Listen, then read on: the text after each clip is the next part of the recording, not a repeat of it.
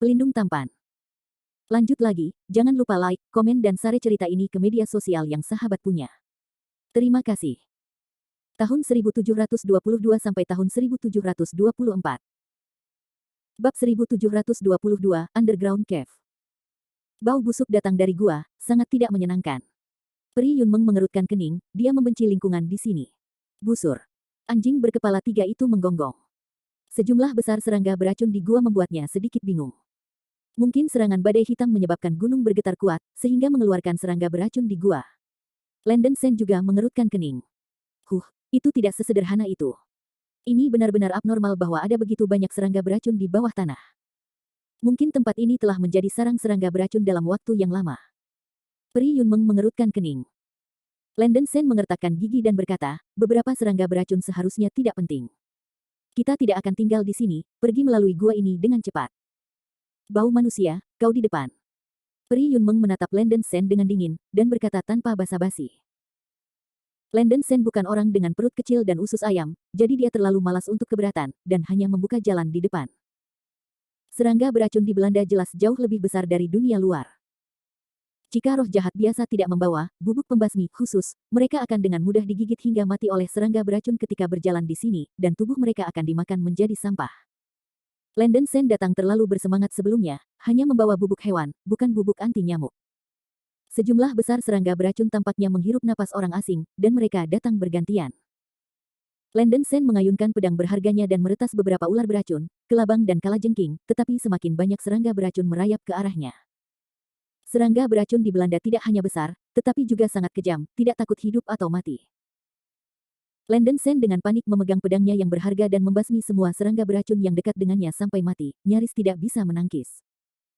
Tapi apa yang curang adalah ketika Anda masuk lebih dalam ke gua, ada lebih banyak serangga beracun, dan wajah Landen Sen hitam seperti bagian bawah pot. Ini terlalu abnormal, bagaimana mungkin ada begitu banyak serangga beracun di gua bawah tanah? Semakin banyak serangga beracun menggigit, dan Landen Sen terburu-buru, lambat laun tidak bisa menolak. Secara tidak sengaja, seekor ular berbisa menggigit pergelangan kakinya. Mendesis. Landen Sen mengeluarkan dengungan yang menyakitkan, dan seluruh tubuhnya lumpuh, dan sejumlah besar serangga beracun naik ke tubuhnya dalam sekejap. Jangan jadi lelaki busuk, cepat-cepat ubah kepala. Ekspresi Peri Yunmeng berubah. Anjing berkepala 3 di bawahnya juga tergila-gila pada serangga beracun, beberapa serangga beracun merangkak pada anjing berkepala 3 dan menggerogoti daging anjing berkepala 3. Oh. Anjing berkepala 3 itu menjerit seperti babi. Meskipun serangga beracun ada di tubuh ketiga anjing itu, tidak ada serangga beracun yang mau memakan Peri Yunmeng, mungkin karena tubuh Peri Yunmeng berbeda dari orang-orang biasa, dan serangga beracun tidak memiliki minat sedikit pun.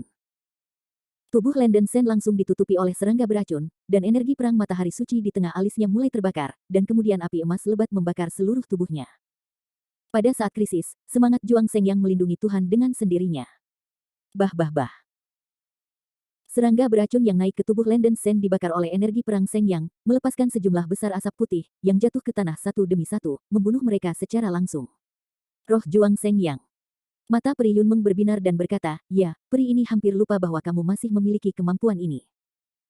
Meskipun kamu telah kehilangan kekuatan spiritualmu, roh Juang Seng Yang memang dapat melindungi Tuhan dengan sendirinya. Landen Sen tidak begitu bahagia. Netherland dibatasi oleh kekuatan hukum, dan sumber energi perang Seng yang tidak dapat dihangatkan, dan setiap kali digunakan, itu akan berkurang. Energi perang suci Landen Sen pada tahap awal tidak benar-benar memiliki kekuatan serangan, tetapi memiliki efek pengekangan yang kuat pada kekuatan Yin. Sangat eksklusif. Segera setelah serangga beracun itu dibakar oleh energi perang suci matahari, udara keruh di dalam tubuh menghilang, sehingga ia juga mati. Mungkin dia merasakan aura semangat bertarung Seng Yang, dan serangga beracun di bawah kaki Landen Sen menghindarinya dan tidak berani mendekatinya. Landen Sen melambaikan satu tangan, roh perang suci yang menyebar ke anjing berkepala 3, dan serangga beracun yang menggigit tubuh anjing berkepala 3 itu juga jatuh ke kematian. Busur. Anjing berkepala 3 melolong Gui Wailang segera menjadi bersemangat dan mengucapkan seruan menyanjung terhadap Landen Sen. Racun yang masuk ke tubuh ketika serangga beracun menggigit juga dihilangkan oleh energi pertempuran Seng Yang. Ayo pergi. Landen Sen tidak ingin mengkonsumsi terlalu banyak energi pertempuran Seng Yang, dan berlari langsung menuju kedalaman gua. Anjing berkepala 3 mengikuti dari belakang. Dengan tubuh energi pertempuran matahari suci, serangga beracun di gua tidak bisa mendekat. Landen Sen seperti macan tutul yang kuat, berjalan melalui gua dengan kecepatan tinggi. Sekitar setengah jalan, bayangan hitam tiba-tiba muncul di gua gelap di depan. Apa? Landon Sen sangat ketakutan sehingga rambutnya yang dingin berdiri, bahkan tanpa memikirkannya, dia mengambil pedang emas di tangannya dan menebas bayangan itu dengan ganas. Ding! Tabrakan yang tajam terdengar, dan Landon Sen hanya merasa pisaunya telah menebas sesuatu yang keras, dan bahkan percikan berceceran. Kekuatan guncangan balik yang besar membuat lengan kanan Landon Sen memegang pisau sedikit mati rasa. Bayangan gelap juga tidak nyaman, dan ditebas oleh Landon Sen lebih dari 20 meter jauhnya. Tubuhnya yang besar berguling-guling di udara dan mengenai sisi dinding gua. Monster apa? Landon Sen memandang lebih dekat, dan melihat bahwa bayangan hitam yang tergeletak di dinding gua sebenarnya adalah seekor ular sanca besar. Piton raksasa itu panjangnya beberapa puluh meter, dan seluruh tubuhnya hitam pekat, dengan sisik padat yang menutupi seluruh tubuh, dan sisiknya bersinar dengan cahaya hitam pekat, seperti obsidian yang terang dan berkilau. Piton raksasa meludahkan Snake Shinzi, dan mata merahnya menatap Landon Sen, memancarkan cahaya dingin. Hati-hati, ini adalah binatang gelap dari puncak Orde keempat, Piton skala hitam. Peri Yunmeng pada anjing berkepala tiga mengerutkan kening dan berseru. Piton skala hitam jelas merupakan raja di gua ini, tapi sungguh luar biasa bahwa monster dari puncak urutan keempat akan hidup di gua. Sisik pada perut ular sanca berskala hitam ini rusak, dan sedikit darah tumpah. Luka ini sepertinya dipotong oleh Landon Sen sekarang. Nya. Mungkin Landon Sen masuk ke wilayah piton berskala hitam ini. Pembalasan piton berskala hitam ini baru saja membuat piton berskala hitam ini menjadi liar, membuka wadah darahnya dan menggigitnya ke arah Landon Sen dengan gigi tajam. Keluarkan gas beracun hitam. Landon Sen menyipitkan matanya, mengayunkan pedang emas di tangannya dengan semua kekuatannya, dan menebas ke mulut ular piton raksasa itu. Ledakan. Terdengar suara pecah yang keras. Meskipun Landon Sen tidak bisa menggunakan kekuatan spiritual, tetapi dengan kekuatan fisik yang besar dan keterampilan pisau yang luar biasa, pedang emas di tangannya memicu gelombang napas, dan momentumnya sangat mengejutkan. Pedang emas menebas masa lalu dengan kekuatan yang hampir aneh, membuat piton skala hitam merasakan sedikit ancaman, untuk sementara mengubah target serangan, dan taring menggigit pedang emas. Ding! Kejutan tajam terdengar, dan gigi tajam piton skala hitam menggigit harta di tangan Landon Sen. Sebuah kekuatan besar menghancurkan beberapa gigi tajam dari piton skala hitam, dan banyak darah mengalir keluar dari mulut besar cekungan darah. Meskipun demikian, piton berskala hitam menggigit pedang Landon Sen. Landon Sen terkejut, dan dengan tergesa-gesa menggunakan kekuatan. Gigitan ular piton bersisik hitam itu terlalu erat. Dia kehabisan kekuatannya dan tidak bisa mengeluarkan pedang. Setelah melihat ini, Peri Yunmeng segera memerintahkan anjing berkepala tiga, anjing bodoh, lihat itu, tolong berikan padaku. Bab 1723, Demon Course and Molozu. Busur. Mendengar perintah pemilik, anjing berkepala tiga itu meraung dengan ganas dan bergegas menuju piton skala hitam dengan panik. Mengambil keuntungan dari piton skala hitam dan kebuntuan Landon Sen, anjing berkepala tiga bergegas ke depan dengan taring terbuka dan gigi tajam, menggigit leher skala hitam piton dengan kuat, dan cakar tajamnya meraih sisik ular. Ambil.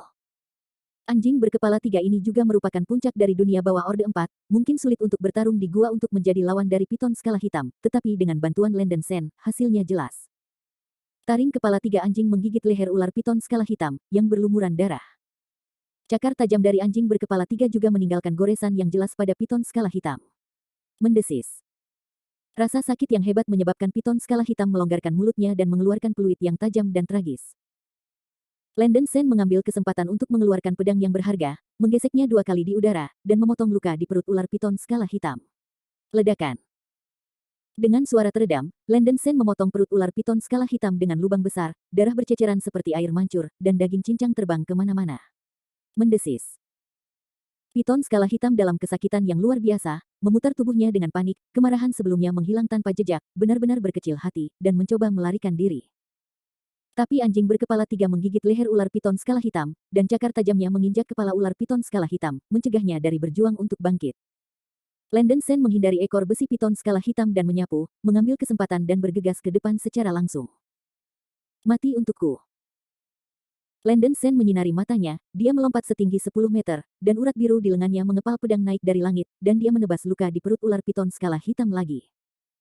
Kali ini Landon Sen menghabiskan semua kekuatannya dan bersumpah untuk tidak berhenti jika dia tidak memotong piton raksasa hitam menjadi 2 bagian. Puff. Pisau Landon Sen benar-benar menembus perut ular sanca skala hitam dan memotongnya menjadi 2 bagian. Hujan darah berceceran liar, menodai tanah dengan darah merah, dan aroma darah yang kuat menjijikkan. Adegan itu sedikit berdarah, seperti hujan darah, dan pakaian Landon Sen semuanya bernoda darah merah. Gaun peri Yunmeng juga diwarnai merah oleh darah yang tergagap, dan alisnya sedikit mengernyit, tetapi dia tidak harus mengganti gaun ini setelahnya. Mendesis. Tubuh piton skala hitam terputus oleh Landen Sen, berteriak menjerit, setengah dari tubuh terputus tidak sepenuhnya mati, berkedut dan memutar, genangan darah besar mengalir di tanah. Dengan cara ini, jelas mustahil untuk bertahan hidup. Setelah memutar dua bagian piton skala hitam beberapa kali, ia dengan cepat kehilangan vitalitasnya, dan kepala ular itu mati. Melihat bahwa piton hitam akhirnya jatuh, Landen Sen akhirnya lega dan menggelengkan kepalanya dan tersenyum pahit. Dalam waktu normal, dia bisa membunuh makhluk bawah tanah tingkat rendah ini dalam hitungan detik dengan satu serangan dari pure yang SWOT Art. Saat ini, hanya mengandalkan kekuatan fisik, aku tidak berharap itu menjadi sangat sulit. Landen Sen sekarang menyadari betapa berharganya basis kultivasinya, dan dia juga bermimpi mendapatkan kembali basis kultivasinya. Setelah piton skala hitam mati, sejumlah besar serangga beracun mencium bau darah, dan mengerumuni daging piton skala hitam. Bahkan anjing berkepala tiga ini melahap daging dan darah piton skala hitam, dan memakan tubuh binatang tingkat tinggi ini dapat memperkuat fisik anjing berkepala tiga dan dengan cepat mengisi kembali energi. Peri Yunmeng tidak punya waktu untuk dimakan anjing berkepala tiga, dan berkata dengan lembut, anjing bodoh, saatnya pergi. Wow. Setelah menggigit beberapa potong daging ular, anjing berkepala tiga itu dengan enggan kembali ke Peri Yunmeng. Peri Yunmeng duduk tepat di belakang anjing berkepala tiga. Setelah bernafas sebentar, Landen Sen terus berjalan, diikuti oleh anjing berkepala tiga. Tidak lama setelah berjalan, Landen Sen tiba-tiba menyadari ada cahaya biru abu-abu di depan gua, dan segera melangkah maju untuk melihatnya. Saya melihat sungai kecil yang panjangnya 100 meter dan lebar di depan gua, dan ada energi iblis yang sangat berat di sekitar sungai kecil itu, dan kabut hitam meresap. Bagian tengah sungai kecil samar-samar memancarkan cahaya abu-abu, yang sedikit aneh. Begitu Landen Sen mendekati Xiao He, energi pertempuran Seng yang di tubuhnya bereaksi keras, membuat suara retak meniup banyak asap putih. Reaksi kuat Seng yang membuat Landen Sen tiba-tiba mundur. Ini sebenarnya energi iblis. Bagaimana bisa ada energi iblis di Neter-Neter? Peri Yunmeng mengerutkan kening. Landen Sen juga penasaran, dan energi hitam yang mengelilingi sungai memang sangat mirip dengan energi iblis, dan intensitasnya sangat tinggi. Dia telah memperbaiki Kunmingsu sebelumnya, dan Qi yang berawan biasa tidak akan menyebabkan tubuh bereaksi. Itu bisa membuat pertempuran Seng yang Qi bereaksi begitu banyak, itu mungkin iblis Qi. Setan Qi berbeda dari Qi keruh, itu adalah energi asli setan dan setan, sama seperti kekuatan spiritual seorang beku. Tetapi beku manusia tidak dapat menyentuh energi iblis dapat menyebabkan kerusakan serius pada daging, dan konsekuensinya mirip dengan energi keruh. Meskipun Landen Sen telah kehilangan kultivasinya, dia masih bisa merasakan napas iblis melingkupi sungai, dan seluruh tubuhnya tiba-tiba berdiri. Anjing berkepala tiga juga menggonggong ke arah sungai, tampak sedikit takut. Bahkan serangga beracun tidak berani mendekati sungai. Meskipun energi iblis meresap di sekitar Xiao He, energi iblis tampaknya tertahan oleh semacam kekuatan dan tidak akan menyebar ke tempat lain. Bagaimana bisa ada aura setan di tempat ini? Hati Landen Sen bergetar. Sepertinya ada sesuatu di sana. Peri Yunmeng menunjuk ke tengah-tengah sungai setan, yang tampaknya berdiri di atas platform batu sederhana. Benar saja, ada sesuatu di platform batu, masih bercahaya dengan cahaya biru abu-abu. Tapi kabut hitam di sungai itu terlalu padat, menghalangi pandangan. Mata Landen Sen berbinar. Dia berjongkok dan mencoba air sungai. Tidak ada yang salah dengan air sungai dan sepertinya tidak ada bahaya di dalam air. Landen Sen hendak memasuki air, tetapi ditahan oleh Peri Yunmeng. Peri Yunmeng berkata dengan wajah dingin, astaga, kau harus mengandalkan matahari suci untuk melawan iblis. Setan di tengah sungai sangat kuat, dan tiangang yang setengah menggantungmu mungkin tidak bisa menahannya. Biarkan peri bertindak ini. Kamu tinggal di sini dengan baik. Ini baik. Landen Sen mengangguk sedikit terkejut, dia tidak berharap wanita ini memiliki hati nurani. Peri Yunmeng, sebagai master tahap transformasi, secara alami tidak memiliki kekurangan keberanian. Meskipun dia membenci Landen Sen, dia harus mengakui bahwa pria yang bau ini melakukan banyak upaya. Dalam situasi ini, paling tepat untuk pergi sendiri, dan tidak perlu bagi pria ini untuk mengambil risiko. Peri Yunmeng tidak ragu sama sekali, melompat langsung ke sungai dan berenang menuju peron batu di tengah sungai. Tubuhnya terbuat dari bahan-bahan khusus, dan energi iblis di sungai tidak dapat membahayakannya. Sungai kecil itu tidak besar, dan Peri Yunmeng dengan cepat berenang ke tepi peron batu di tengah sungai. Melihat segala sesuatu di sekitar platform batu, Peri Yunmeng naik ke platform batu, wajahnya yang cantik berubah warna. Ini mayat iblis. Peri Yunmeng mengerutkan kening, dan melihat monster humanoid dengan 3 kepala dan 6 tangan berbaring di platform batu. Dagingnya mulai membusuk, memancarkan jejak udara hitam. Ini bukan poin kunci, poin utamanya adalah bahwa monster humanoid memegang bola biru abu-abu di tangannya, yang memancarkan cahaya redup. Tidak mungkin, itu sebenarnya Mo Luozu. Peri Yunmeng terkejut dan terkejut.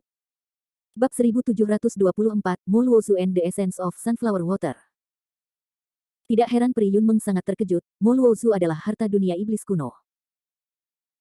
Energi sihir yang sangat murni disegel di Mo Luozu, dan biarawan itu dapat melahap energi sihir murni di dalamnya, dan itu juga dapat digunakan sebagai senjata yang kuat untuk membunuh musuh.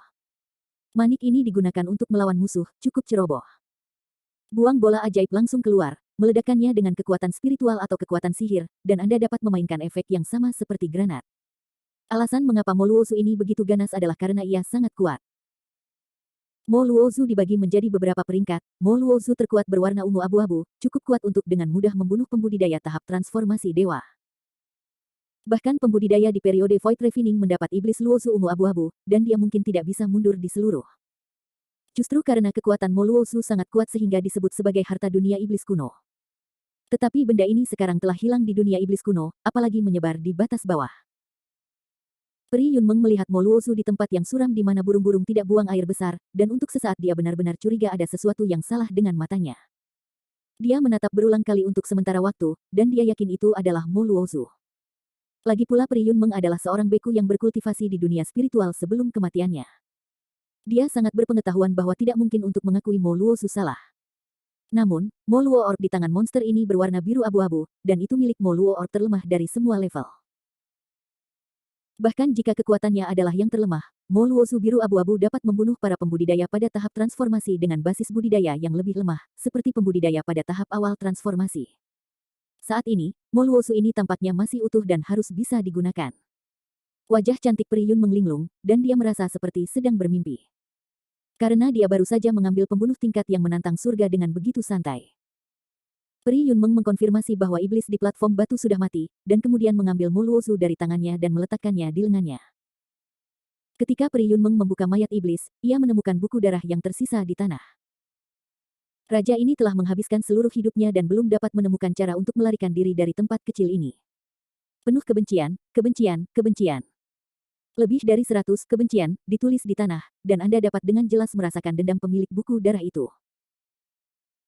Peri Yunmeng menunjukkan ekspresi yang berarti, dengan penglihatannya, dia bisa melihat bahwa monster ini seharusnya mati, duduk normal dan menjelma.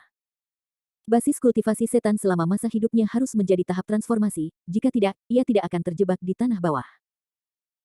Jika itu adalah kekuatan periode pemurnian void atau bahkan periode kombinasi, itu harus dapat dengan mudah menembus kekuatan spasial dari tanah neter. Bagaimanapun, tanah neter ini hanyalah mayat roh raksasa kun yang benar-benar mati, paling-paling hanya bisa menjebak pembudidaya tahap transformasi dengan basis budidaya lemah. Iblis ini tidak tahu mengapa dia datang ke Nether Netherland. Dia sepertinya ingin menemukan cara untuk meninggalkan Nether Netherland, tetapi dia gagal sepanjang hidupnya.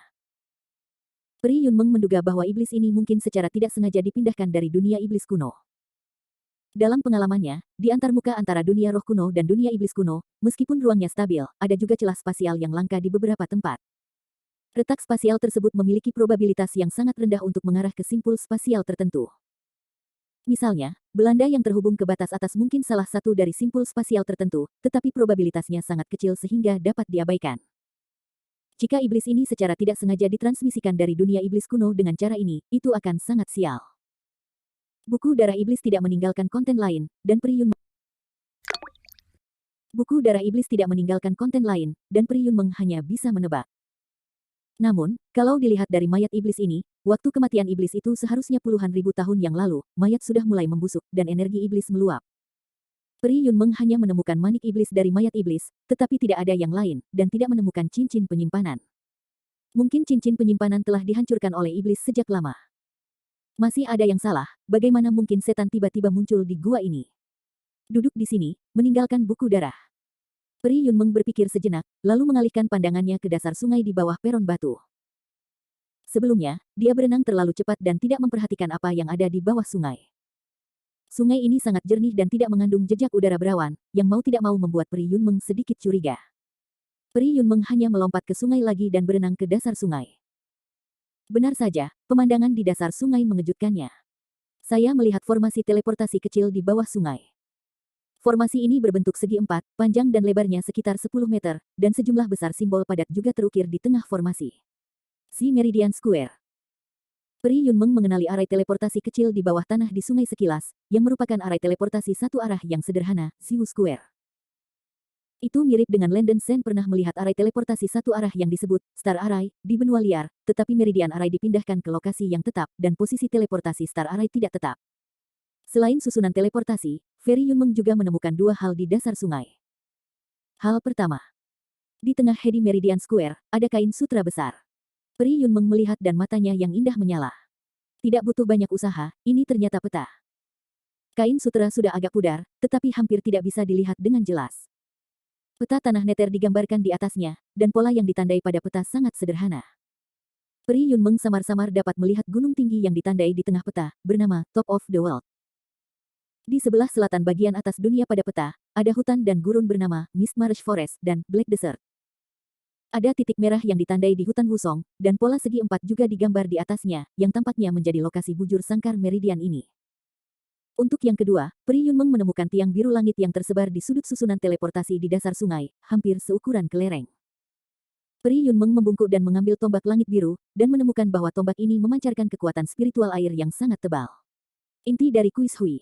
Peri Yunmeng mengangkat alisnya. Tidak mengherankan bahwa sungai jernih tiba-tiba muncul di gua ini, ternyata menjadi inti dari air bunga matahari. Esensi air bunga matahari adalah spar atribut air yang sangat murni, yang mengandung kekuatan spiritual air yang sangat besar. Dikatakan bahwa esensi air bunga matahari seukuran kacang dapat membentuk danau yang luas setelah pemurnian. Hal ini unik di dunia manusia, tetapi ini bukan hal yang langka di dunia roh kuno. Air sungai harus disempurnakan dengan air bunga matahari, tidak heran airnya begitu jernih. Mungkin iblis itu memiliki begitu banyak esensi air bunga matahari selama hidupnya, jadi dia melemparkannya ke dasar danau sesuka hati. Esensi air bunga matahari mengandung kekuatan spiritual atribut air yang sangat besar. Secara teori, selama beku dengan atribut spiritual akar air menelan esensi air bunga matahari, bahkan di tanah yang suram ini, ia harus mampu mencerna sedikit kekuatan spiritual air dan memulihkan sementara sedikit basis kultivasi.